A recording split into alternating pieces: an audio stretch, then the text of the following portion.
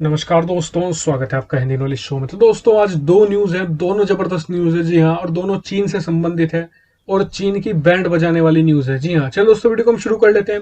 तो सबसे पहली जो खबर निकल कर आ रही है वो आ रही है खुद चीन के अंदर से। जी हाँ, दरअसल चीन पिछले 50 सालों में पहली बार उसकी इकोनॉमी श्रिंक हुई है, यानी कि उसकी इकोनॉमी घटी है। जी हाँ, और ये छोटा मोटा घाटा नहीं है। चीन को 7% तक उसकी इकोनॉमी घट गई है। जी हाँ, और ये बहुत बड़ा घाटा बताया जा रहा है अब तक। और इतना घाटा पिछले 50 सालों में चीन को नहीं झेलना पड़ा है। और इसका कई सारे कारण अभी कहे जा रहे हैं। जी हाँ, इसका सबसे बड़ा कारण ये कहा जा रहा है कि एक तो दुनिया भर में मांग घटी है। जी हाँ, दुनिया भर में कोई भी सामान अभी तक एक्सपोर्ट नहीं है और आने वाले समय में भी कोई उम्मीद नहीं है कि चीन का एक्सपोर्ट बढ़ेगा, बल्कि बुरी तरह घटने वाला है। कारण इसका मैं आपको बता देता हूं, क्योंकि जापान जैसे देशों ने अब कहा है कि वो खुद निर्भर बनेंगे या फिर अपनी कंपनियों को वहां से निकालना शुरू करेंगे चीन से। और जिससे कि चीन के शेयर मार्केट में बहुत ही निगेटिव असर पड़ा, भारी गिरावट देखने को मिली है। और दूसरी बात, चीन सोच रहा था कि जो घाटा हुआ है पिछले 2 महीनों में, जनवरी फरवरी मार्च में, 3 महीनों में, इसकी भरपाई वो मेडिकल इक्विपमेंट दुनिया भर को बेचकर कर लेगा। लेकिन ये भी दाव उसका नहीं चल पाया है। कारण मैं आपको बताता हूँ, एक तो घटिया क्वालिटी थी उसकी। पहली बात तो सबने शुरुआत में ऑर्डर बहुत करे, लेकिन उसके बाद जब क्वालिटी इतनी घटिया होनी शुरू हो गई तो फिर सभी ने वे ऑर्डर वापस करने शुरू कर दिए, इंक्लूडिंग स्पेन, इटली वगैरह देशों ने, जर्मनी ने भी कुछ ऑर्डर वापस कर दिए थे, क्योंकि उनकी क्वालिटी बहुत ही घटिया स्तर की थी। अब बात कर लेते हैं दूसरी खबर की। तो दूसरी खबर आ रही है यूरोप से चीन के संबंध में। अब यूरोप ने भी अमेरिका के पीछे पीछे मोर्चा खोल दिया। मैं आपको पहले वीडियो में बता चुका हूं कि जहां अमेरिका जाएगा उसके पीछे पीछे यूरोप को जाना ही पड़ेगा। और इस बार लेकिन खुद यूरोप का भी बड़े कारण है, क्योंकि यूरोप में भी मौतें बढ़ रही हैं। सबसे पहले तो इटली ने ही कहा था कि चीन को कि वो हमें वार डैमेज, यानी कि युद्ध स्तर का जो डैमेज हमें हुआ है ये किसी युद्ध से कम नहीं है, चीन हमें इसका डैमेज दे। मैंने इस पर वीडियो भी बनाई थी। और अब उसके पीछे स्पेन, फ्रांस और जर्मनी जैसे बड़े देश खड़े हो गए हैं। फ्रांस ने तो एक तरीके से सवाल भी उठा दिए हैं यहाँ पर चीन पर कि चीन ने सबसे अच्छे से ना तो इसे संभाला कोरोना वायरस को, और हाँ, हमें शक भी है कि कोरोना वायरस असल में आया कहाँ से है।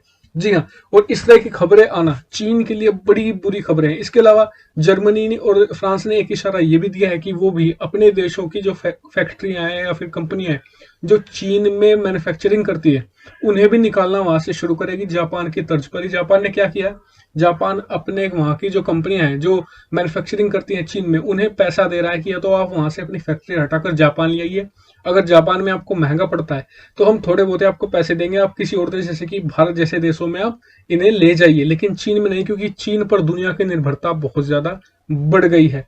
और यही कारण एक कहा जा रहा है कि आने वाले समय में चीन की जो इकोनॉमी 7% तक श्रिंक हुई है, ये आने वाले समय में 10% के ऊपर ही जाने वाली है। और भारत के पास ये एक सुनहरा मौका है। हालांकि हम उस पर एक अलग वीडियो में बात करेंगे, सेपरेट टॉपिक है, क्योंकि वो बहुत बड़ा टॉपिक होगा कि कैसे कैसे किन सेक्टर में भारत को फायदा हो सकता है इस चीनी घाटे का। जी हाँ, कमेंट करके बता दीजिए अगर आपको वीडियो चाहिए तो मैं इस पर जल्द ही बना दूंगा।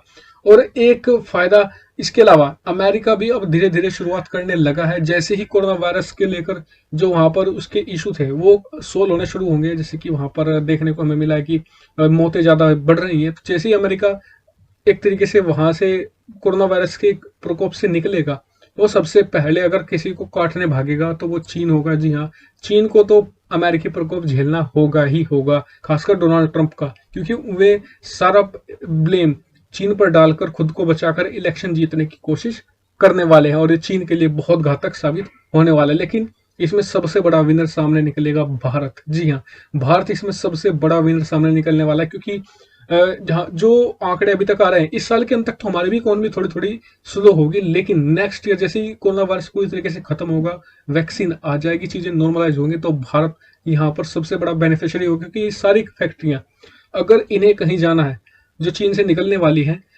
इन्हें सबसे सस्ता और सबसे बेहतर पड़ेगा भारत, क्योंकि भारत में पूरी दुनिया में सबसे कम एक तरीके से टैक्सेस लगाए जाते हैं, जो कोऑपरेटिव, जो एक तरीके से कोऑपरेटिव टैक्स होते हैं, भारत में सबसे कम है। इसके अलावा लेबर चीप है, इसके अलावा दूसरे चीजें भी भारत को यहाँ पर चीप पड़ती हैं।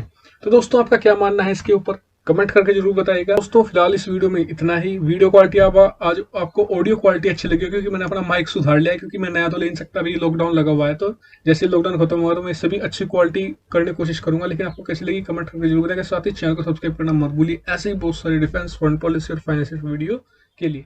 वीडियो देखने के लिए धन्यवाद। Thank you for watching video.